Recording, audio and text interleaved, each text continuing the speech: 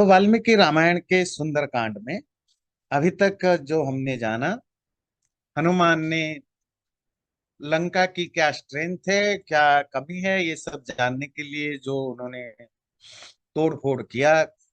और रावण ने अलग अलग सैनिकों को भेजा, सब मारे गए लड़ाई में।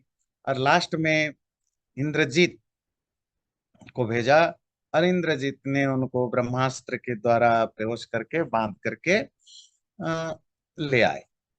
अब रावण के दरबार में या राज्यसभा में हनुमान को लाया गया।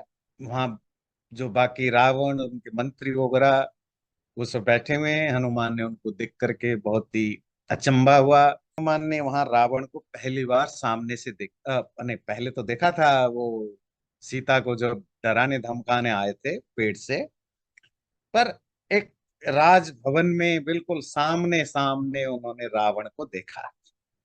और क्या देखा कि बहुत ही सुंदर सुंदर आभूषणों से भरे हुए हैं। जितने भी प्रेसियस मूल्यवान पत्थर हो सकते हैं, आभूषण सब पहन रखे हैं। और उनके आसपास में बैठे हुए हैं चार उनके सबसे बड़े महामंत्री, दुर्धर, प्रहस्त, महापार्श्व, निकुंभ। ये इनके चार महामंत्री बैठे हैं। और दूसरे जो सचिव हैं, जो थोड़े उससे लोअर लेवल के जो मिनिस्टर्स हैं या सेक्रेटरीज हैं, वो भी सब बैठे हुए हैं। तो डरावने राक्षस जिन्होंने हनुमान को रस्सियों से बांध रखा है, वो कभी कभी उसको लात गुस्सा मारते हैं और उसको परेशान करते हैं। तो उनके द्वारा तड़पाए जाने पर भी, परेशान करे जाने पर भी, हनुमान बिल्कुल इतना ज्यादा मिसमोराइज्ड है रावण की पर्सनालिटी से। वो एक टक नयन से रावण को देखता ही रहता है, और देख करके मनी मन सोचता है, वाह, ये राक्षस राज का कैसा अद्भुत रूप है। कैसा अद्भुत का मतलब है कि अनप्रेसिडेंटेड है ना, बिना कभी कभी देखा नहीं ऐसा आश्चर्यजनक रूप है। क्या उसकी अनोखी स्ट्रेंथ है, क्या उसमें तेज है, अनुपम तेज है ना, जिसको कंपेयर नहीं किया जा सकता, ऐसा तेज है। और पूरी तरह जैसे एक रॉयल पर्सनालिटी झलकती है उसके बैठने उठने बात करने, फिजिकल अपीयरेंस, है ना। वो लगता है। तो मनी मन ये हनुमान सोच रहा है, काश अगर इसमें अधर्म नहीं होता, बुरी चीजें इसमें नहीं होती, तो वो इंद्र से भी बड़ा ताकतवर और रक्षक होता संसार का। रक्षक मतलब प्रोटेक्टर होता। पर क्या है कि इसकी जो क्रूर, जो क्रूएल और बड़ा निंदित गंदे काम ये करता रहता है, इसके कारण हर कोई इससे डरता रहता है, इससे भागते हैं, क्योंकि ये डिस्ट्रॉयर है। हमेशा ध्यान रखिए, जो डिस्ट्रॉयर है और क्रिएटर है, दोनों में ऑलमोस्ट सेम ही शक्ति होती है ना। जो उनके अपीयरेंस में भी बहुत ज्यादा फर्क नहीं होता है। बस है कि दोनों की एटीट्यूड अलग अलग है। एक उसी स्ट्रेंथ को, उसी पर्सनालिटी को बर्बाद करने में लगाता है, बुरे चीजों में लगाता है, एक अच्छी चीजों में लगाता है। हमारी एक गलत, मतलब एक तरह का मिसपरसेप्शन मूवीज वगैरह देखकर बनता है कि जो विलियन होते हैं वो देखने में बदसूरत होते हैं। वो आम इंसान होते हैं, वो अपीयरेंस में भी हैंडसम हो सकते हैं। और हम देखते हैं कि हजारों लाखों करोड़ों में बहुत ही हैंडसम या ब्यूटीफुल मनुष्य हैं, पुरुष या स्त्री, पर कितने गंदे या विलियन वाला जिसको काम कहते हैं, बुरे काम करते रहते हैं। और जरूरी नहीं कि जो अच्छे काम करने वाले उनकी पर्सनालिटी भी अच्छी हो। तो रावण की पर्सनालिटी रॉयल, उसके दो तीन कारण थे। एक तो फिजिकल, अपने स्ट्रेंथ को बनाए रखा हमेशा, सारे व्यायाम करना, वार, क्योंकि वो बहुत बड़ा योद्धा है। कोई भी वॉरियर योद्धा रोज फिजिकल एक्टिविटीज या फिजिकल एक्सरसाइज, या जिसको आजकल आप जिम जाते हैं, मसल बनाते हैं, इसके बिना तो कोई योद्धा हो ही नहीं सकता जो रोज फिजिकल एक्टिविटीज ना करे। नंबर टू, रावण एक बहुत बड़ा तपस्वी था, उसने सालों साल तक तपस्या की। तो रावण के पास जो शक्ति है वो दोनों शक्ति है, एक नॉर्मल जो वॉरियर की शक्ति, दूसरा तपस्या करने के कारण जो सुपर नेचुरल या डिवाइन शक्ति है ना, ये दोनों शक्ति उसके अंदर थे।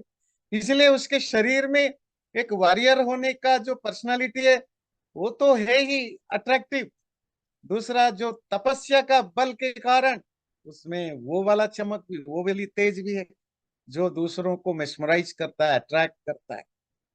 बस है कि उसने अपनी सारे बल शक्ति तप को गलत चीजों में लगा रखा है। आज भी होता है। मतलब जो जो ज्ञान है, हम तो सोचते हैं ज्ञान बड़ी अच्छी चीज है, पर किसने बोला सारे दुनिया में जितने भी बर्बादी के इंतजाम है वो तो ज्ञान के कारण नहीं हुआ, अच्छी चीजें भी ज्ञान के कारण हुआ।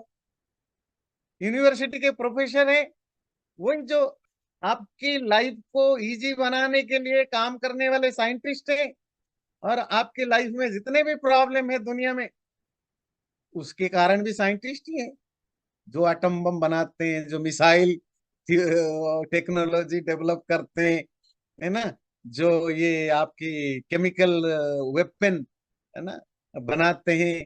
ये कौन पढ़े लिखे अनपढ़ थोड़े ही होते हैं, ये भी तो ज्ञान है, ये भी तो साइंस है। तो हर चीज तो दो रास्ते में जाता है। तो रावण में भी अद्भुत ज्ञान था, अद्भुत शक्ति थी, अद्भुत तपस्या थी, पर सब वो डिस्ट्रक्टिव वे में यूज करना, ईगो, प्राइड, एरोगेंस, डिस्ट्रक्टिव चीजों में यूज करने में वो लगा। और जो दूसरे हैं वो उसको पॉजिटिव लगा सकते हैं। वही ऋषि मुनि है, ये तपस्या करते हैं, पर उनको ना कोई बल की जरूरत इच्छा है, ना कोई राज करने की इच्छा है, ना दुनिया पर फेमस होने की इच्छा है, कोई नहीं। वो अपनी तपस्या करते हैं कि भाई मुक्ति मिल जाए, शरीर छूट जाए। तो इसलिए मैं हमेशा कहता हूँ गीता क्लास में और वेदांत क्लास में या नॉर्मली, कोई स्पिरिचुअल प्रैक्टिस करता है डजंट मीन ही और she is a good person. ये मिसपरसेप्शन जितना जल्दी, ये परसेप्शन जितना जल्दी आप ठीक ठीक दिमाग में बैठा दें उतना आपके लिए बेटर है। कोई मेडिटेशन करता है, पूजा पाठ करता है या स्पिरिचुअल रास्ते पर है, इट डजंट मीन कि he she is a good person. उसकी इंटेंशन क्या है, उसके अंदर की किस तरह की उसकी टेम्परामेंट है, वो समझना बहुत जरूरी है।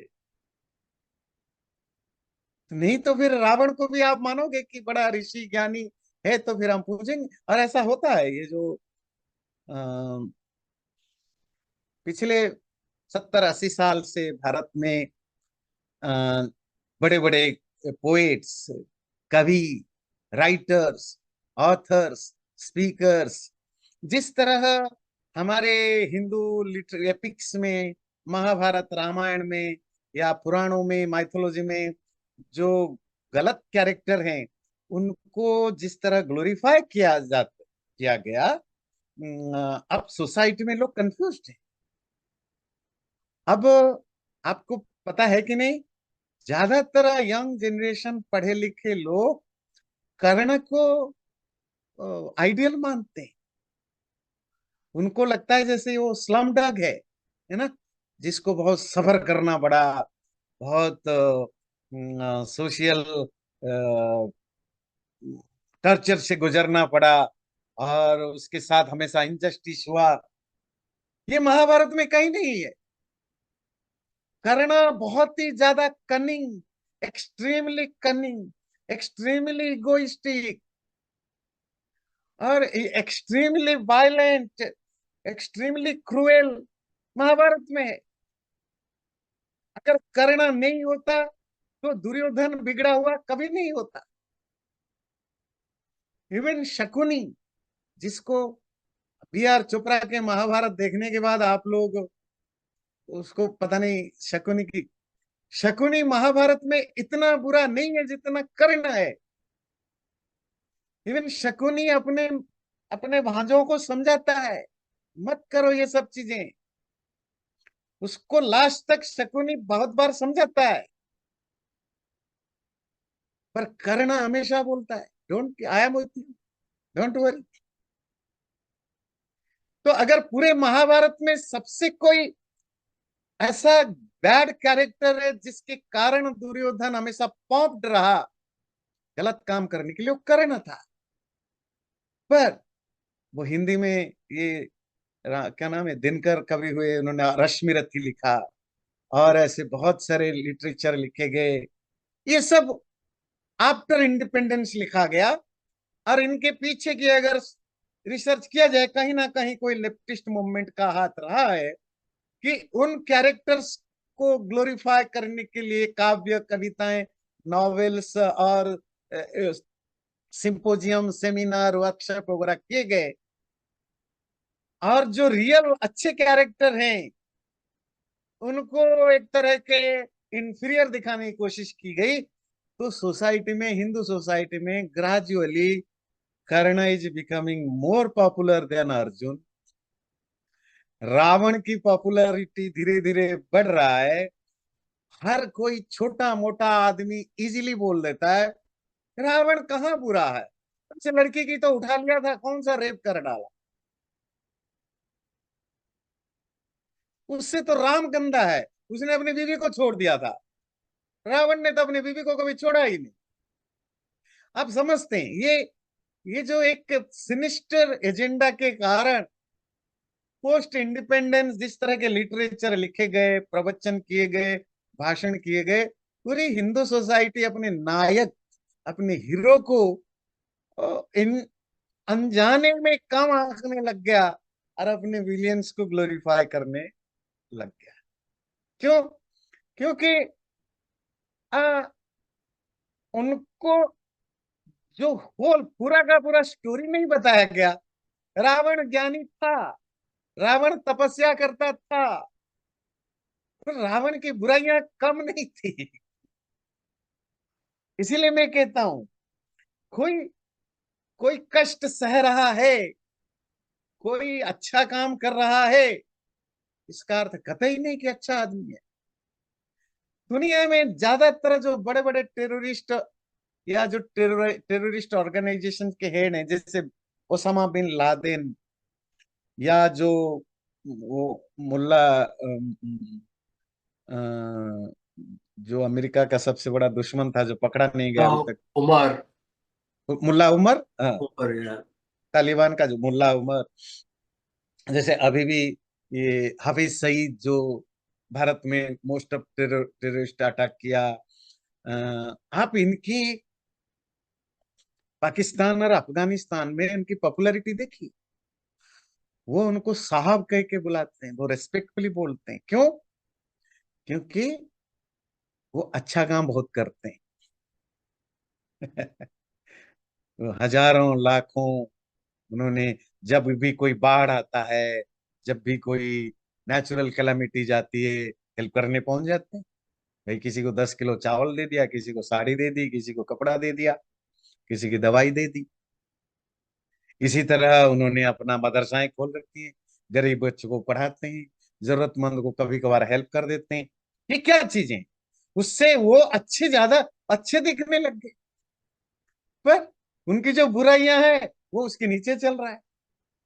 इसलिए किसी की social service, social appearance, physical appearance, मतलब एग्जिबिटरी जो वो एक्सटर्नली करते हैं, उनसे लोगों को महान या छोटा मत देखिए। ये मैं मेरी जिंदगी की, ये मेरी पर्सनल जिंदगी के एक्सपीरियंस का निचोड़ है। और मैं हमेशा बोलता हूँ कि लोगों को एक्सटर्नल चीजों से अच्छा बुरा महान छोटा मत देखिए।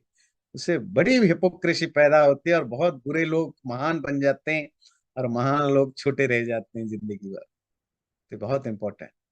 चलिए, तो रावण अगर क्रूर, निंदित और ये निष्ठुर कर्म नहीं करता तो फिर लोग इसको बहुत अपना प्रोटेक्टर मानते हैं, अरे लोग उससे डरते हैं।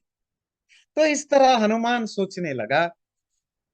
तब इन बिटवीन रावण हनुमान को देखा, देख और हनुमान इसको एकटक नजर से देख रहा। तो रावण को बहुत गुस्सा आया, बहुत क्रोधित होकर के उसके बगल में जो मंत्री बैठे थे चार, उनमें से एक है प्रहस्त, जो उनके one of the favourite minister हैं, बहुत ही जिसको पसंद करते हैं। तो उन्होंने प्रहस्त से कहा, इस दुष्ट से पूछो कि वो यहाँ कैसे आया, क्यों आया, क्या उसकी इंटेंशन है।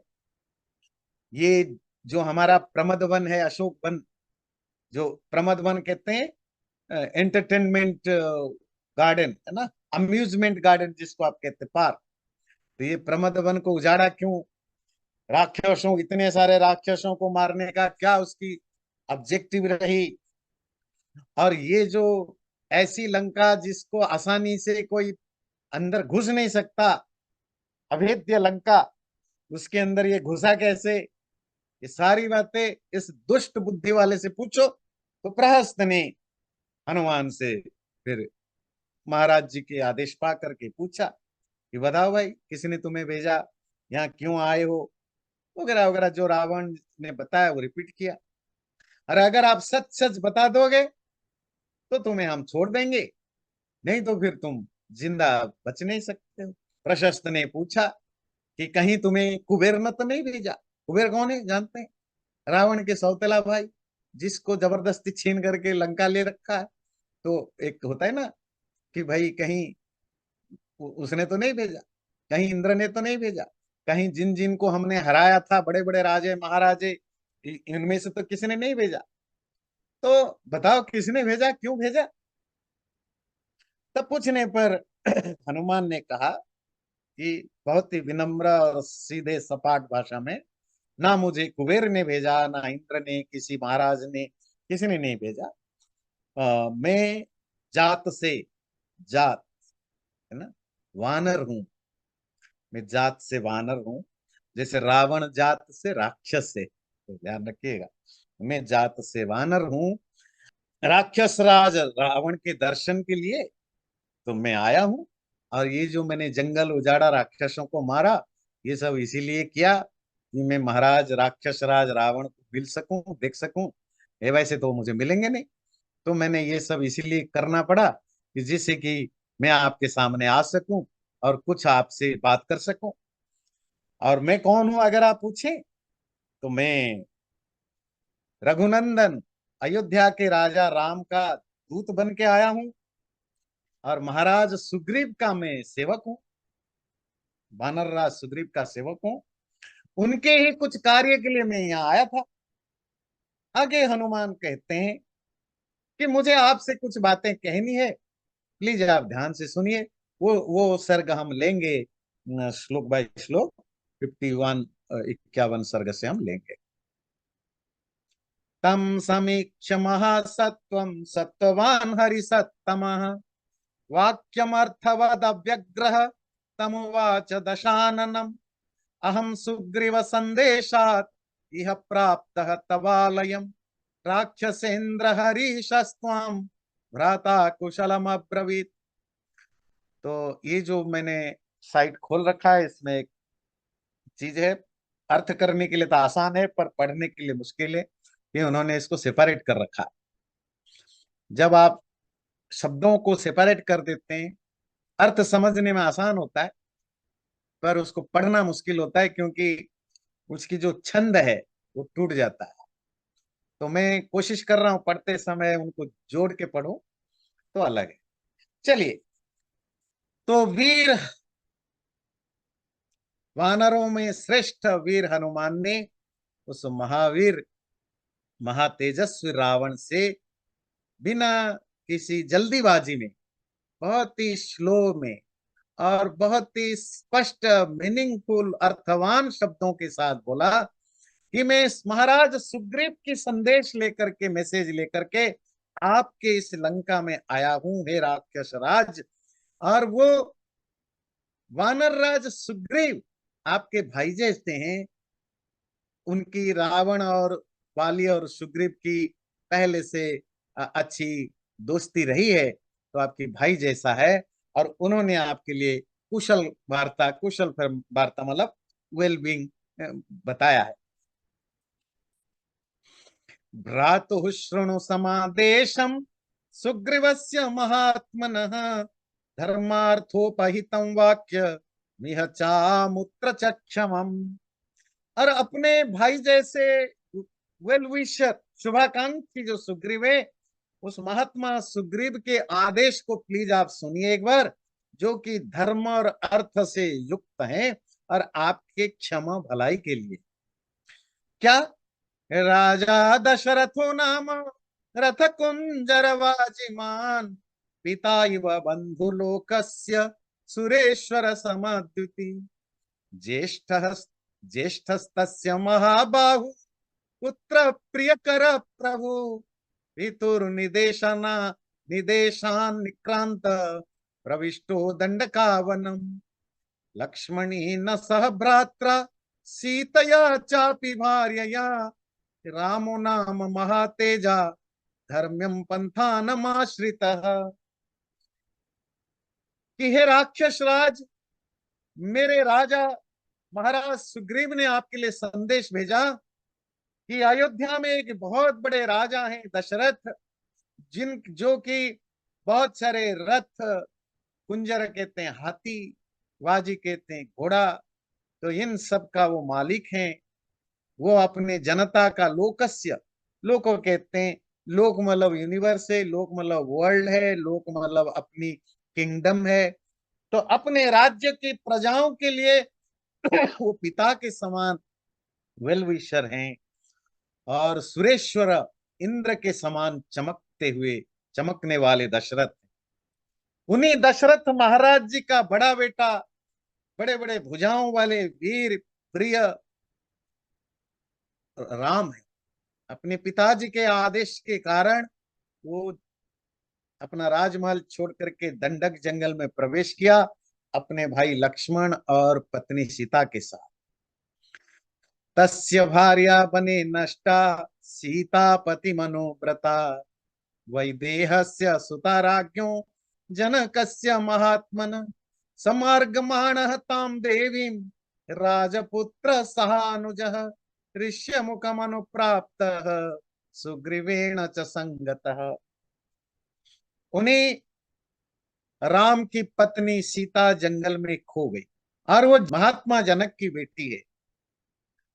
उसी देवी सीता को ढूंढते ढूंढते राजपुत्र राम और उनका अनुज छोटा भाई लक्ष्मण ऋष्यमुख पहाड़ पर पहुंचे और सुग्रीव के साथ मिले। तस्य तेन प्रतिज्ञातम सीतायाः परिमार्गणम सुग्रीवस्यापि रामेण हरिराज्यम निवेदितम ततत्तेन मृधे हत्वा राजपुत्रेण वालिनम सुग्रीवस्थापितो राज्ये हरिरक्षाणाम गणेश्वर। तब सुग्रीव ने उनको प्रॉमिस किया कि मैं आपकी पत्नी सीता को ढूंढने में मदद करूंगा, और राम ने भी उनको प्रॉमिस किया कि मैं आपको अपना राज्य वापस दिला दूंगा। स्टोरी आपको पता है, सुग्रीव और बाली की स्टोरी। और दोनों के बीच में ये जो डील हुई, उसके बाद मृध कहते हैं युद्ध, लड़ाई। और युद्ध में राजपुत्र, राजपुत्र यहाँ राम के लिए है, राजपुत्र मतलब प्रिंस, राजपुत्र राम के द्वारा वाली का वध किया गया और सुग्रीव को वानर और वृक्ष, वृक्ष कहते हैं भालू, भालू जाति के, वानर जाति और भालू जाति के जो राज्य है उसके राजा के रूप में स्थापित किया। किसने किया? राम ने। त्वया विज्ञात पूर्वश्च वाली वानर पुंगवः रामेण निहत संख्ये शरेणैकेन वानर। और आप जानते हो वाली को, वानरों के राजा वाली को आप पहले से ही जानते हो, महाराज रावण। उसी वाली को राम ने एक ही बाण से मारा। ये बात ध्यान दीजिए, ये रिमाइंडर है। आप वाली को जानते हो, उसी वाली को राम ने एक ही बाण से मारा। तो स्टोरी तो अभी तक आई नहीं, आगे आएगा, तो मैं बस हिंट्स दे देता हूं। तो वाली तो बहुत वीर था ही, सुग्रीव भी बहुत वीर है।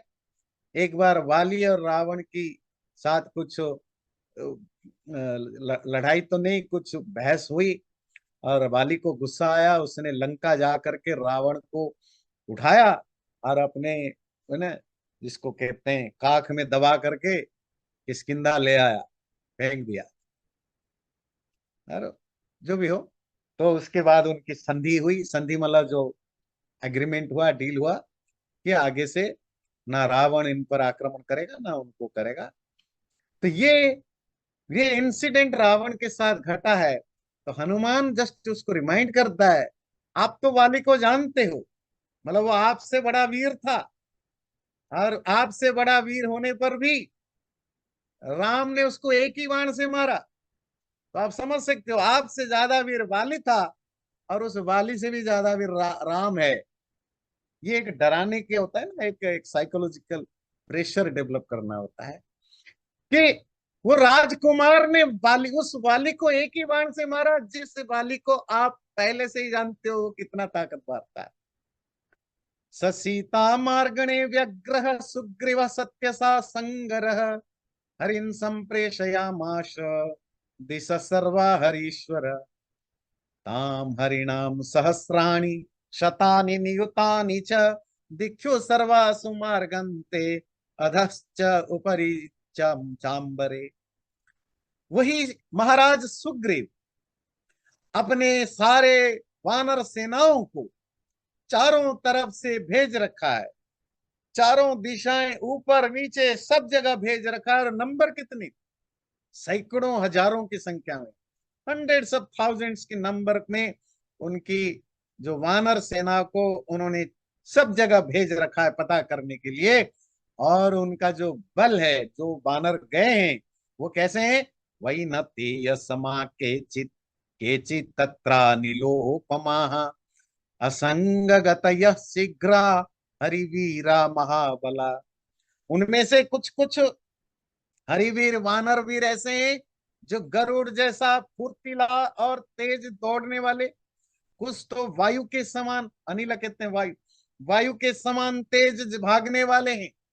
और मैं कौन हूं, अहम तो हनुमान नाम मारुतस्य मारुतस्य उरसः सुतः सीतायास्तु कृते तूर्णम शतयोजनमायतम समुद्रम लंघयित्वैव ताम दिदृक्षो यागत। और मैं हनुमान, मेरे पिता मारुत तो हनुमान वायु है, मैं उस वायु का बेटा हनुमान सीता के ढूंढने के लिए सैकड़ों योजन मार्ग पार करके, समुद्र को पार करके यहां पर पहुंचा हुआ।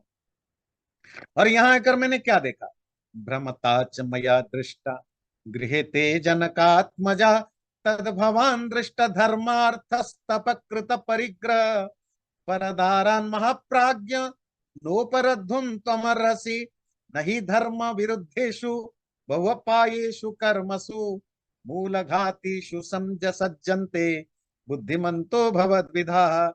लंका में घूमते घूमते मैंने यहाँ आपके ही लंका नगरी में जनक की बेटी सीता को ढूंढ निकाला।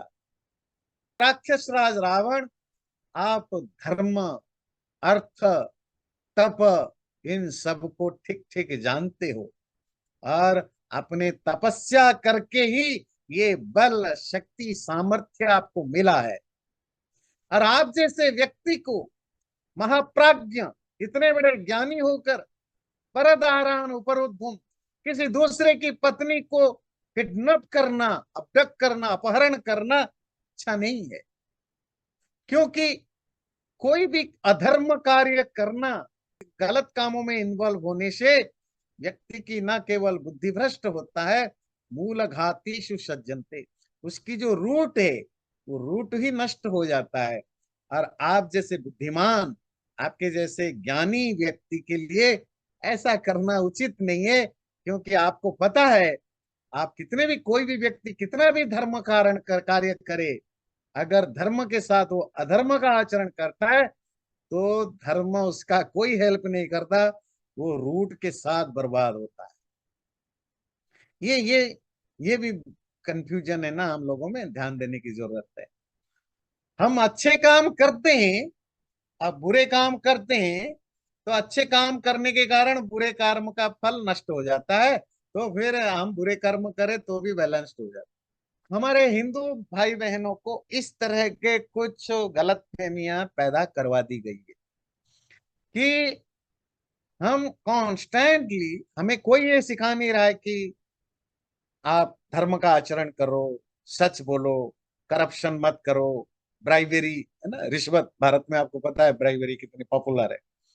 सब सरकारी ऑफिस में रिश्वत खाने वाले ऑफिसर से लेकर क्लर्क सब मंदिर के ट्रस्टी बनते हैं, ज्यादातर मंदिर के आश्रम के भक्त बनते हैं, छुट्टियों में ऋषिकेश हरिद्वार जा करके आश्रमों में गुरुओं की सेवा करते हैं, सब करते हैं, सब करप्शन करते हैं सरकारी ऑफिसर, मतलब मैं सरकार क्या सब।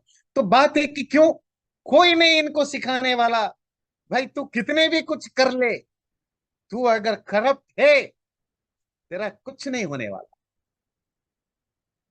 ये बताना जरूरी है। पर हमने क्या बताया? हमने बताया कि बुरा करते हो चलेगा, अगर धर्म का काम करो तो धर्म से बुरा जो है बैलेंस हो जाए।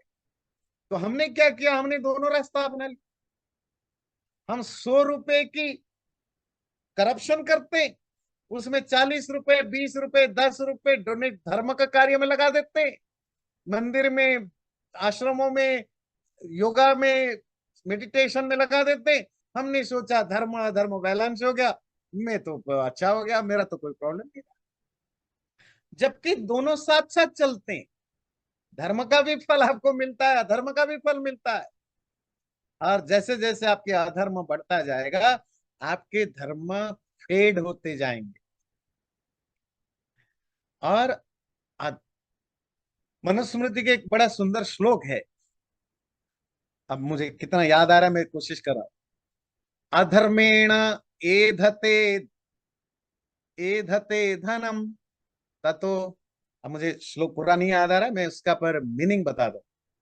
अधर्म से, ध्यान दीजिए, हर व्यक्ति ये सवाल पूछता है कि देखो वो तो इतना बेईमान है, इतना करप्ट है, पर उस वो तो देखो उसके पास तो सब कुछ है, और देखो ये ऑनेस्ट है, इनोसेंट है, कितनी तकलीफ है। और आपके तो लॉ ऑफ कर्मा कहाँ है?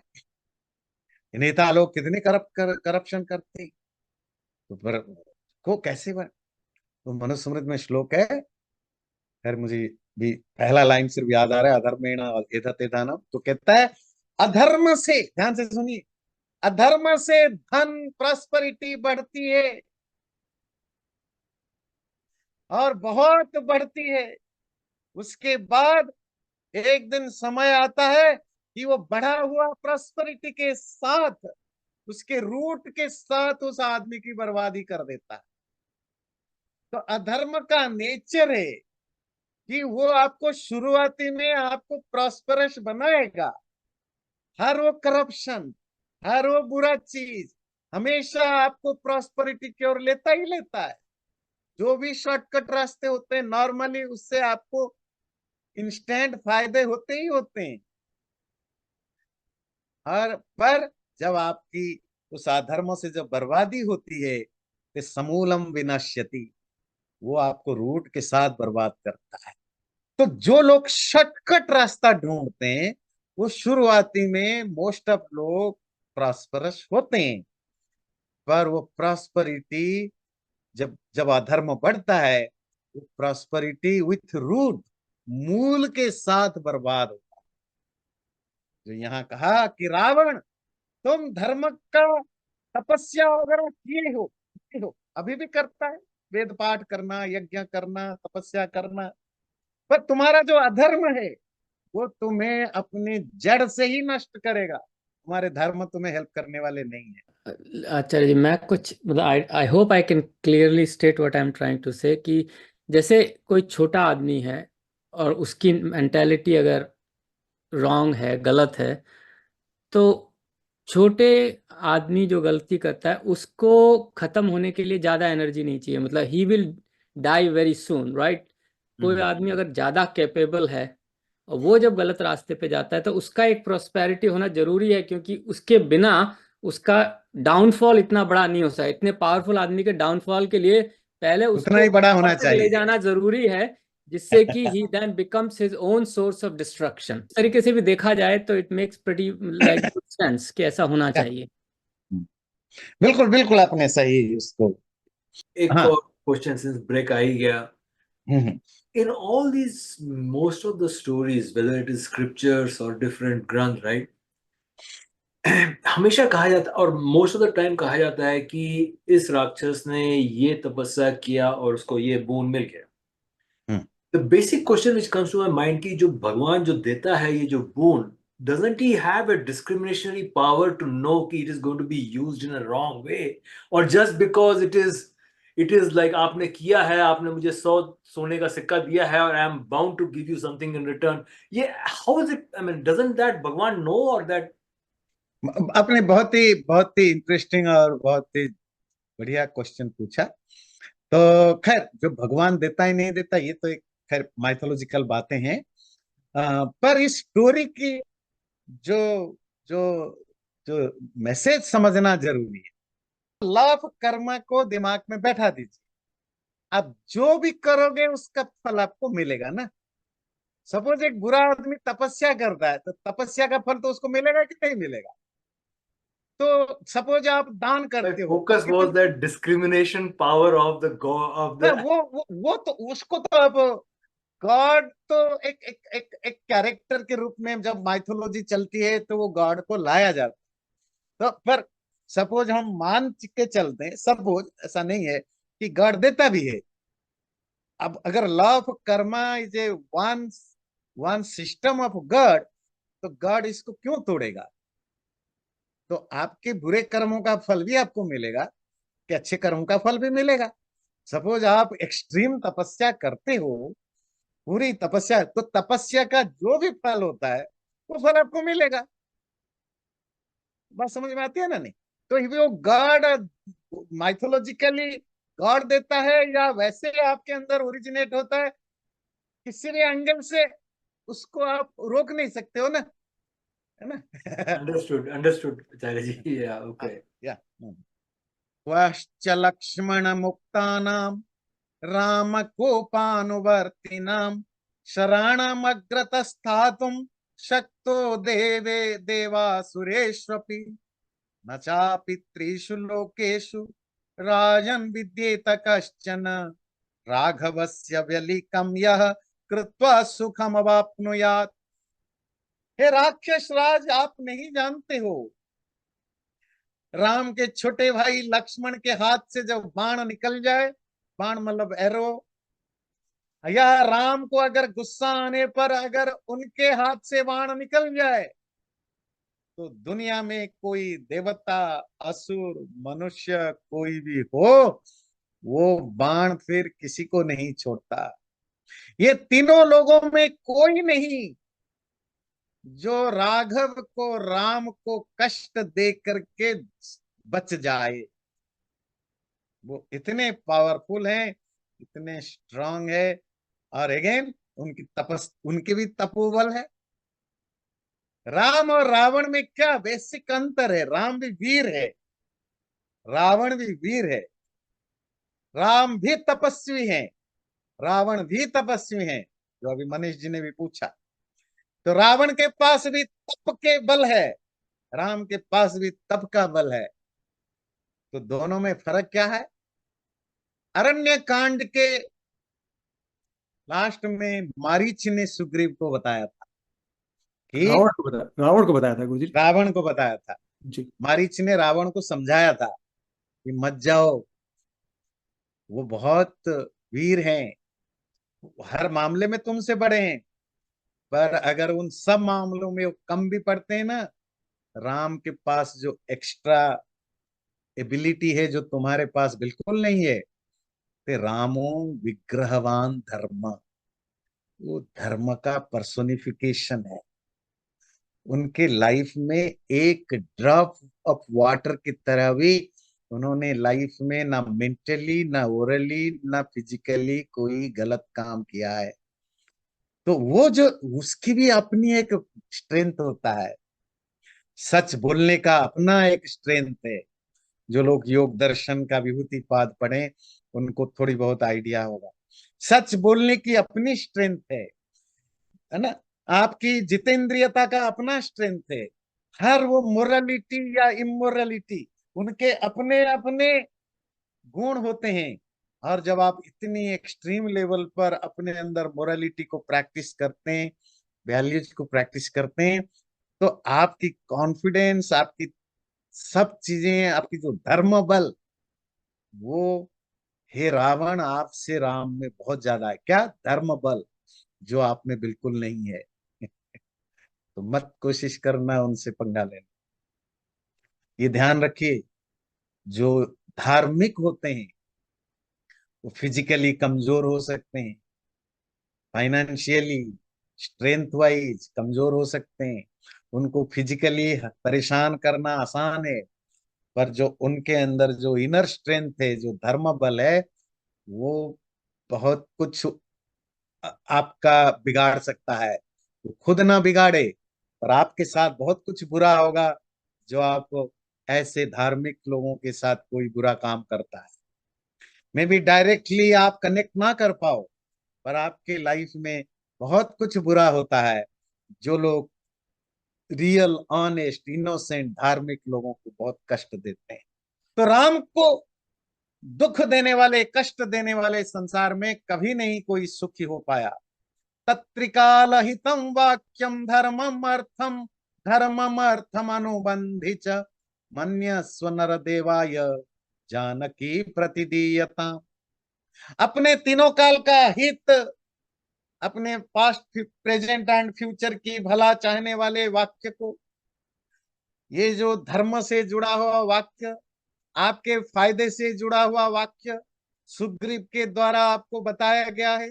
हे राक्षस राज रावण, आप मन्यस्व इसको मान लो, और नरों में, मनुष्यों में देवता उस राम को, उसकी जानकी वापस कर दो।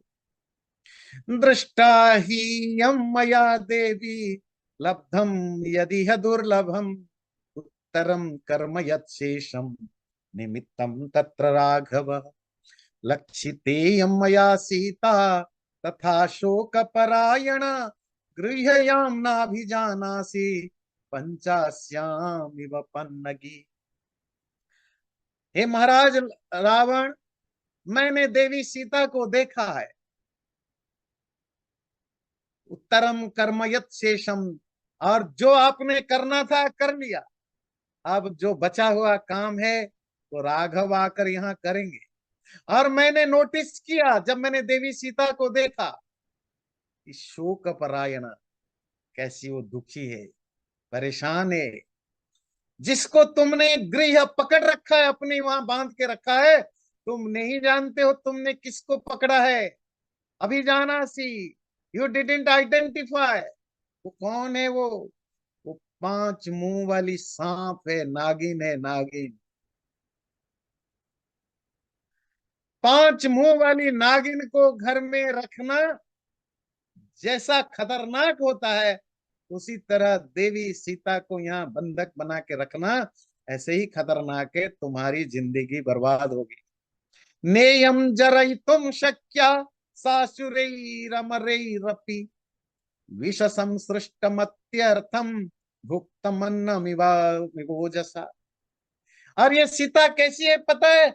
जहर मिला हुआ खाना है ये सीता। वो असुर हो या देवता हो या मनुष्य हो, जो जहर मिला हुआ अन्न को खाए तो जैसे वो उसको डाइजेस्ट नहीं कर सकता, इसी तरह ये सीता को जिसने भी परेशान किया, अपने पास रखा है, उसका मरना सुनिश्चित है। आप समझ पा रहे हैं क्यों ऐसा कह रहे हैं? सीता को मतलब 5 मुंह वाली नागिन, जहर से घुला हुआ खाना। कॉन्टेक्स्ट के साथ समझेंगे, अगर बिना कॉन्टेक्स्ट बोल दिया तो फिर अर्थ अनर्थ भी हो जाएगा, है ना। एक तो सीता की खुद की जो धर्म बल है, धर्म बल, ये शब्द याद रखिएगा। धर्म बल जैसे फिजिकल स्ट्रेंथ होता है, जैसे फाइनेंशियल मॉनिटरी स्ट्रेंथ होता है, जैसे पॉलिटिकल पावर होता है, जैसे तपस्या का पावर होता है, इसी तरह एथिकल लाइफ की भी अपना एक स्ट्रेंथ या पावर होता है। इसको कहते हैं धर्म बल। तो सीता का जो धर्म बल है वो इनोसेंट है, पर उसकी जो धार्मिकता है, धर्म बल है, उससे तुम्हारी बर्बादी होगी। और सीता का केवल धर्म बल नहीं, उसका पति और देवर वो खूंखार है, किसी को नहीं छोड़ने वाले वो। तो उसके पास दोनों है। उसकी अपनी धर्म बल भी है और उसका पति और देवर देवर तो हर तरह के समर्थ हैं। तो सीता को किडनैप करके रखना मानो 5 मुंह वाली नागिन को पालना या जहर मिला हुआ अन्न खाना, मरना पक्का है। तपसंतापलब्धस्ते योऽयं धर्म परिग्रह न सनाशयितुं न्याय आत्म प्राण परिग्रह। हे रावण, महाराज रावण, आपने तपस्या से, बहुत कठोर तपस्या से जो धर्म धर्म मतलब जो वर्च्यू, जो बल आपने प्राप्त किया है, परिग्रह किया है, इकट्ठा किया है, उसको बर्बाद मत करिए। आपके तपोबल के साथ आपका लाइफ भी बर्बाद हो जाएगा। अवध्यताम तपोभिस्त्याम भवान समनुपश्यति आत्मना साशुरैर देवैः हेतुस्तत्राप्ययम् मन महान। आप ऐसा सोच रहे होगे कि मैं तपोबल के द्वारा जो मुझे तपस्या के कारण मैं अवध्यता को प्राप्त कर रखा है, अवध्यता समझते हैं कि मुझे कोई मार नहीं सकता, मैं किसी के द्वारा वधित, मुझे कोई वध नहीं कर सकता, मुझे कोई राक्षस मार नहीं सकता, मुझे कोई देवता नहीं मार सकता। ये आपने वर लिया है, पर आप भूल जाते हैं आप अगर इस तरह पाप करेंगे तो आपको जो लोग मारेंगे ना वो देवता होंगे ना राक्षस होंगे। वो कौन होंगे? सुग्रीवो न हि देवो यम नासुरो न च मानुषः न दानवो न गंधर्वो न यक्षो न च पन्नग तस्मात् प्राण परित्राणम कथम राजन करिष्यसि। तुमने तो वर लिया था, कोई देवता राक्षस तुम्हें मार ही नहीं सकते, पर सुग्रीव मारेंगे, क्योंकि ना सुग्रीव देवता है, ना सुग्रीव असुर है, ना सुग्रीव मनुष्य है, ना सुग्रीव दानव है, ना सुग्रीव गंधर्व है, ना सुग्रीव यक्ष है, ना पन्नग है। तो इनमें से तो कुछ भी नहीं है, तो सुग्रीव आपको मारेगा। तो सुग्रीव से आप बच नहीं सकते हो। कभी कभी जब हम अपने फाइनेंशियल पावर के कारण, पॉलिटिकल पावर के कारण, या फिजिकल पावर के कारण, या किसी भी पावर के कारण से ओवर कॉन्फिडेंट हो जाते हैं, तो हम लोगों को अंडर एस्टिमेट करते हैं। रावण की तपस्या में जैसे कि ज्यादातर लोग जो गलत इंटेंशन से तपस्या करते हैं, वो वर यही मांगते हैं क्या मैं इमोर्टल बन। तो इमोर्टल वर तो कहीं मिलता नहीं, तो फिर कंप्रोमाइज करते हैं कि भाई मैं ये ऐसे लोग मुझे ना मार पाए। रावण को लगा मैं इतना बड़ा वीर हूं, मेरी शत्रुता किससे है? देवताओं से। कभी ना कभी ये देवता मुझे मार डालेंगे, या राक्षस मेरे ही जात के दूसरे। तो उसने उतना ही मांगा था।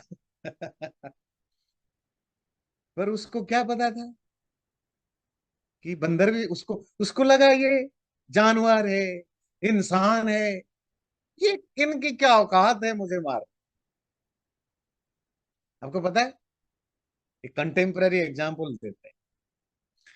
पाकिस्तान की जो आर्मी है, या आई मीन इनके अभी भी जो मीडिया डिस्कशन आप देखेंगे, तो उनमें एक कॉमन डिस्कशन क्या होता है पता है? जब भारत पाकिस्तान के कंपेयर करते हैं, कहते हैं हम पंजाबी हैं, पठान हैं, हमारे खून में वो मारने मरने का दौड़ता है, अरे ये इंडियन हिंदू ये बनिया है, इनको से पैसा कमाना आता है, इनको 2 लात मारो तो कहीं गिरेंगे पता ही नहीं चलेगा, इनमें क्या औकात है लड़ने। यही सोच के उन्होंने 1948 में लड़ा, यही सोच के 1965 में लड़ा, यही सोच के उन्होंने पाकिस्तान बांग्लादेश की लड़ाई में लड़ा। यही क्योंकि वो बंगालियों को वो बांग्लादेशियों को भी सोचते थे ये तो भात मछली खाने वाले 5 फुट के आदमी है, ये क्या हमसे लड़ेंगे, और हम 6 साढ़े 6 फुट वाले पठान और पंजाबी हैं, हमसे क्या। तब भी वहां भी हारा, 71 में कारगिल में भी हारा। और कमाल की बात है 5 6 लड़ाई हारने के बाद भी आज भी आप पाकिस्तान मीडिया देखेंगे, और मैं कभी कभी देखता हूँ एंटरटेनमेंट के लिए, समझने के लिए, तो आज भी यही डिस्कशन होता है कि हम पंजाबी हैं, हम पठान हैं, हम 6 साढ़े 6 फुट के हैं, हम मरते, हमारा धर्म हमें सिखाता है मरना और मारना। ये हिंदू बनिया, वो बनिया बोलते हैं हिंदुओं को, ये बनिया दो पैसा कमाने के पीछे पड़ने वाले, ये क्या लड़ेंगे। आज भी बोलते हैं, और आज भी लड़ाई होगी, आज भी मार खाएंगे, फिर मार खाएंगे, जाएंगे फिर टीवी में बोलेंगे कि हम हमसे। तो ये तो जब आप दूसरे को अंडर एस्टिमेट करते हो आप हमेशा मार खाते हो। आप फिजिकली पावरफुल हो तो भी आप हारते हो, क्योंकि आप दूसरे को अंडर एस्टिमेट करते हो ना। ये डिप्लोमेसी की पहली रूल है कि कितना भी छोटा हो आप इसको अंडर एस्टिमेट नहीं कर सकते हो। और उसके लिए तो हमारे यहाँ हजारों कहानियां हैं ना, वो खरगोश और कछुआ की दौड़ की कहानी, और ऐसे सैकड़ों और कहानियां हैं बच्चों से लेकर बड़ों की, माइथोलॉजिकल कहानियां कि कमजोर से कमजोर आदमी भी आखिर में जीतता है, क्योंकि जो ओवर कॉन्फिडेंट होते हैं वो हमेशा हार। तो ये ध्यान रखिएगा। तो रावण ने इसी तरह का कुछ वर मांगा था, तो वही हनुमान याद दिला रहे, आपने तो यही तपोबल से यही मांगा था, पर सुग्रीव मारेगा। सुग्रीव ना मनुष्य है, नहीं सुग्रीव ना देवता है, ना असुर है, ना वगैरह वगैरह। इसीलिए आगे बढ़ने से पहले एक चीज आपने भी नोट किया होगा, और मैं भी ऑब्जर्व कर रहा हूं, आपके साथ ही हम चल रहे हैं साथ साथ। जैसा कि रामचरितमानस या बाकी राम कथाओं में हम सुनते हैं कि हनुमान अपने आप को राम का भक्त, है ना, राम राम। अभी तक आपने देखा राम अपने आप को आइडेंटिफाई किससे करता है? महाराज सुग्रीव के साथ। मुश्किल से एक आधा बार बोला है कि मैं राम के द्वारा राम का मैसेंजर हूं। इवन जब वो रावण को भी धमकाता है तो राम लक्ष्मण के नाम भी लेता है, पर सुग्रीव अपने महाराज की बातें करता है। वो हमेशा सुग्रीव के अनुयायी के रूप में बात करता है, न कि राम के अनुयायी। और वो बोलता है सुग्रीव के कहने पर हमें आया हूं, बार बार बोलता है महाराज सुग्रीव के कहने पर हम आए हैं राम की पत्नी देवी सीता को ढूंढने के लिए। तो ये भी ध्यान रखिएगा जो परसेप्शन है। और इवन जब आप आगे पढ़ेंगे, जो लंका, जो वो समुंदर पार करने के लिए जो वो सेतु बनाया जाता है ना, सेतु, उसमें कहते हैं उसमें पत्थरों में राम राम लिखा और डाल दिया, ऐसा कहीं कुछ राम राम लिखने का कुछ है नहीं। और इंटरेस्टिंगली आप पढ़ेंगे वो जो सेतु बनाई गई वो पत्थर डाल के नहीं, लकड़ी डाल के, उसमें लकड़ियां डाली गई, फिर पत्थर भी डाले गए, तो लकड़ियां तो तैरती हैं, और कुछ पत्थर भी, फिर वो पत्थर और लकड़ी की कॉम्बिनेशन है, एंड इट्स मोर प्रैक्टिकल। आप पढ़ेंगे ये सब चीजें आगे जाकर, ठीक है ना। न तो धर्मोपसंहारम धर्म फल सहितम तदेव फलम अन्वेति धर्मश्च धर्मनाशन। हे राक्षस राज, धर्म का जो उपसंहार, जो रिजल्ट है, वो अधर्म के फल के साथ जब आता है तो वो धर्म अधर्म का नाश नहीं करता, अधर्म धर्म का नाश करने वाला होता है। प्राप्तम धर्म फलम तावत् भवता नात्र संशयः फलमस्यापि अधर्मस्य क्षिप्रमेव प्रपच्यते। आपने तपस्या रूपक धर्म किया और उस धर्म का फल आपको खूब मिला, इसमें नो डाउट, नो संशय। पर अब आपने जो अधर्म किया है, उस अधर्म का फल भी आपको बहुत ही जल्द मिलने वाला है। और याद रखिए, महाराज तुमने राक्षस राज रावण जनस्थान वधम बुद्ध्वा बुद्ध्वा वाली वधम तथा राम सुग्रीव सख्यम च बुद्ध्यस्व हितमात्मन कामं खल्वहमपि एकः सवाजिरथ कुंजराम लंकाम नाशयितुम शक्त तस्य एष तु विनिश्चय। याद रखिए, राक्षस राज रावण जनस्थान में तुम्हारे हजारों असुरों को अकेले राम ने मारा था। याद रखिए, राक्षस राज रावण तुमसे भी बड़ा वीर वाली को उसी अयोध्या के राजकुमार राम ने मारा था। और याद रखिए, महाराज रावण वो उसी महाराज सुग्रीव जो जो आप जिससे डरते हो, वही महाराज सुग्रीव राम के साथ सखी दोस्ती अपना मित्रता निभा रहे हैं। और रहा मेरी बात, मैं एक वानर आपको लग रहा होगा, पर मैं भी कितने आपकी पूरी लंका में रहने वाले सारे रथ हाथी घोड़ों के साथ अकेला बर्बाद कर सकता हूं, इतनी मेरे में सामर्थ्य है। पर क्या है, मैं नहीं करता हूं। क्यों? रामेण ही प्रतिज्ञातम हरिवृक्ष गण सन्निधौ उत्सादनमित्राणाम सीता यही तो प्रदर्शिता। कि राम ने हमारे सामने प्रॉमिस किया था, सारे वानर वृक्ष भालुओं के साथ प्रतिज्ञा की थी कि जिसने भी देवी सीता को अपहरण किया, उस शत्रु का विनाश मैं करूंगा। तो ये रघुनंदन राम की प्रॉमिस है कि वो आपको मारेंगे, लंका की बर्बादी करेंगे। इसीलिए मैं उनका काम नहीं करना चाहता, इसीलिए मैं नहीं कर रहा हूं। अकुर्वन ही रामस्य साक्षादपि पुरंदर न सुखम प्राप्नुयात अन्यः किम पुनः तद्विधोजन। राक्षस राज रावण, राम का बुरा करने वाले आज तक कोई नहीं बचा। और आप जैसा व्यक्ति कैसे सुख पा सकता है राम का नुकसान करके। याम सीतेति अभिजानासि ये यम तिष्ठति ते वशे काल रात्रि ताम विद्धि सर्वलंका विनाशिनी।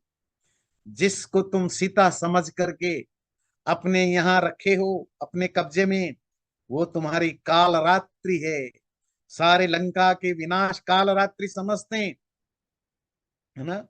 जो क्या कहेंगे इसको, जो जिसको कहते हैं कयामत की रात दिन, है ना? प्रलय का रात है वो, तुम्हारे लंका के विनाश करने वाले।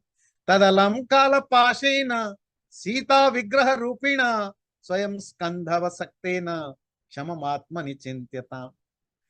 तुमने, राक्षस राज रावण, तुमने सीता रूपक काल पाश, यमराज की जो मृत्यु पाश है, जो डेथ ट्रैप है, सीता मानो डेथ ट्रैप है, मृत्यु का जाल है।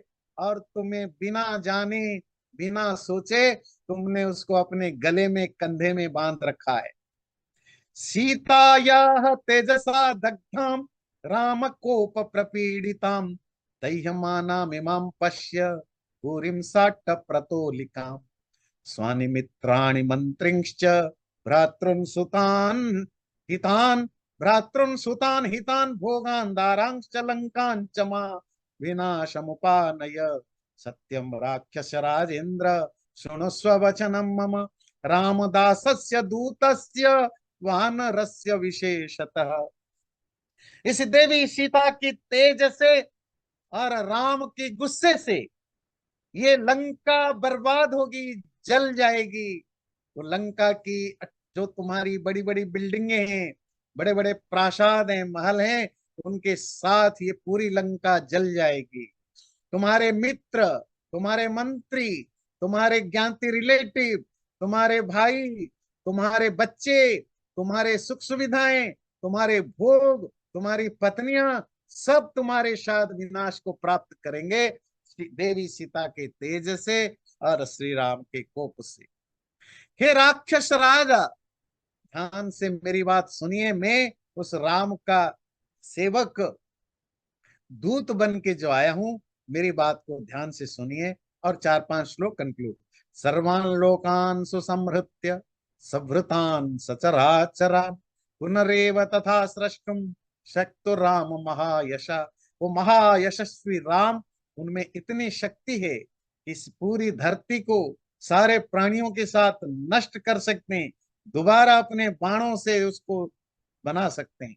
देवासुर नरेंद्रेषु यक्ष रक्षो गणेशु च विद्याधरेषु सर्वेषु गंधर्वेषु रगेषु च सिद्धेषु किन्नरेन्द्रेषु पतत्रेषु च सर्वतः सर्वभूतेषु सर्वत्र सर्वकालेषु नास्ति सह यो रामं प्रति युध्येत विष्णु तुल्य पराक्रमम।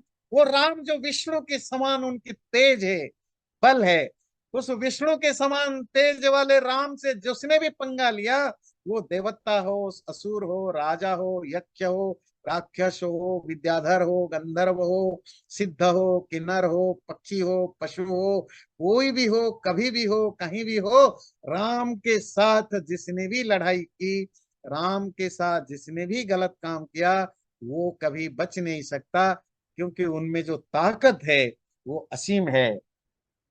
सर्वलोकेश्वरस्येवं कृत्वा विप्रियमुत्तमं रामस्य राजसिंहस्य दुर्लभं तव जीवितं देवाश्च दैत्याश्च शाचरेन्द्र गन्धर्व विद्याधर नागयक्षा रामस्य लोकत्रयनायकस्य स्थातुं न शक्ता समरेषु सर्वे।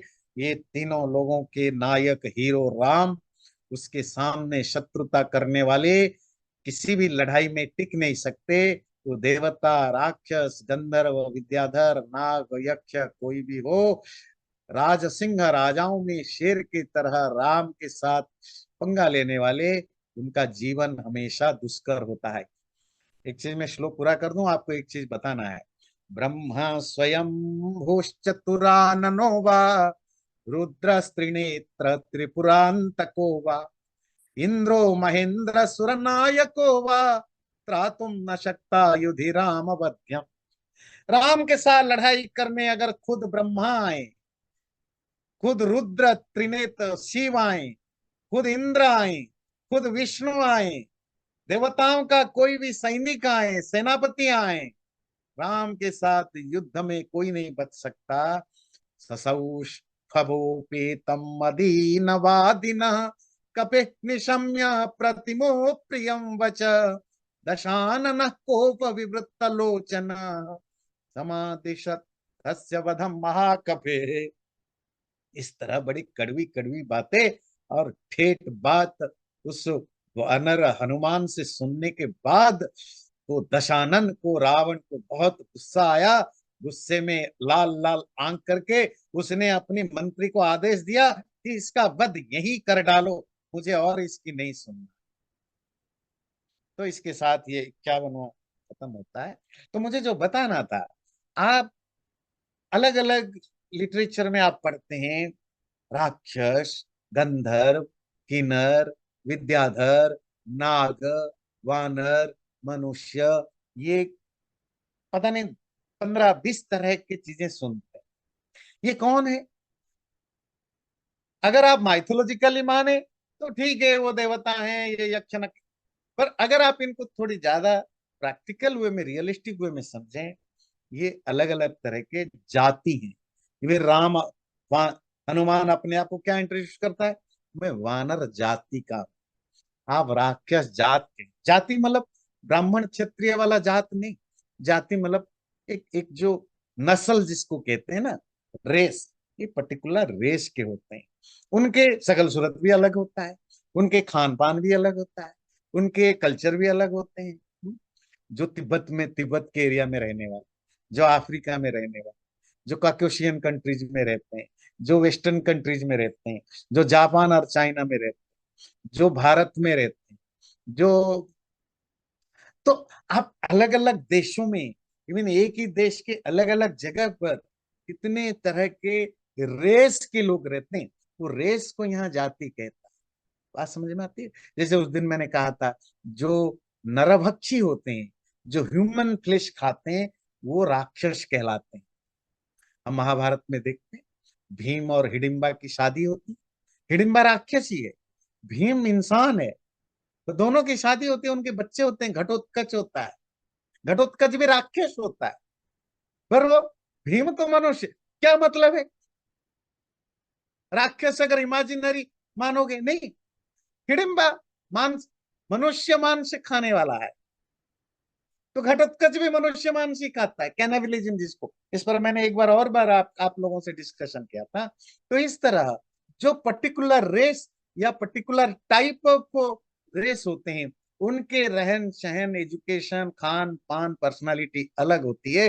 तो उसे, जैसे ये यक्ष, यक्ष कैटेगरी है, तो नॉर्मली यक्ष कैटेगरी में जो म्यूजिक है ना, जो म्यूजिक है, डांस है, ड्रामा है, ये सब यक्ष ग्रुप वालों का होता है। अर्थात वो हमेशा गाना बजाना, नाचना, इन यही उनकी मेन प्रोफेशन या मेन चीजें होती है यक्षों का। तो इस तरह के अलग अलग जो आपको पढ़ने को मिलता है, अंग्रेजी में मिलेगा गॉड, डेमी गॉड, वो वगैरह सब मिलेगा, डेविल, ये सब अब्राहिमिक वर्ल्ड व्यू से जब आप देखोगे तो आपको ऐसे लगेगा। पर थोड़ा अगर आप रियलिस्टिक वे में देखो तो ये अलग अलग लोकेलिटी में अलग अलग रेस के लोग होते हैं। चैनल को सब्सक्राइब जरूर करें और वीडियो अच्छा लगे लाइक भी जरूर करें।